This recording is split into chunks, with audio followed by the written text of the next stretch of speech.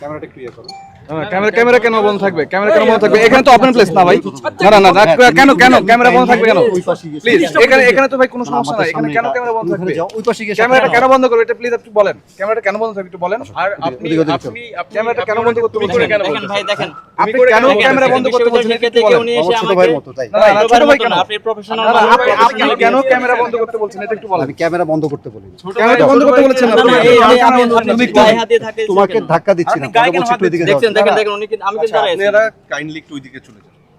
আমরা সেটা যাই কিন্তু ক্যামেরা আচ্ছা, কেন দেখেন বন্ধ করতে ভাই বলছেন? দেখছেন আমি যে কথাগুলো বলছি এই কথাগুলো একটা প্রমাণ পেয়ে গেছেন না যে ওরা কেন আসছে কি জন্য আসছে আর আর আর প্রমাণ দেওয়া কি দেখেন উনি এখন আমাকে ধাক্কা দিচ্ছে ধাক্কার কিছু ঠিক আছে উনি একজন প্রফেশনাল মানুষ উনি আমাকে তুমি করে বলতেছে একটা বিশ্ববিদ্যালয়ের স্টুডেন্টকে তুমি করে বলতেছে ভাই আর কি বোমগুলো ভাই ঠিক আছে যে যদি তারা থাকে আমাদের আন্দোলন এখন আমরা বলতেছি যে সাধারণ শিক্ষার্থীদের ব্যানারে এখন এই আন্দোলনে কিন্তু লক্ষ লক্ষ মানুষ কে শিবির কে ছাত্রদের এটা কিন্তু আমরা তো সবাইকে ওয়েলকাম করছি সবাই ওয়েলকাম আমরা ছাত্র এমন আমরা দেখছি ছাত্রলীগের মানুষজন আমাদেরকে সহায়তা করেছে আমাদের বন্ধু বান্ধব আমাদের সহায়তা করেছে এখন যৌক্তিক আন্দোলনটাকে এই মুখোমুখি অবস্থান দাঁড় করানোর পিছনে এখন যে ছাত্রদল আসে আমরা তাদেরকে চাই না আমরা তাদের কোনো সমর্থন চাই না কারণ আমরা চাই না যে আন্দোলনটা বিতর্কিত হোক কিন্তু কেউ যদি তাদের মধ্যে করে কর্মসূচি চালায় সেটা তো আমাদের কিছু করার না কিন্তু আমরা চাই যে এটা একটা যৌক্তিক সংস্কার হোক।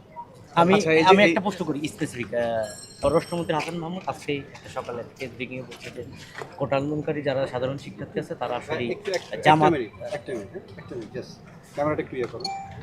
ক্যামেরা কেন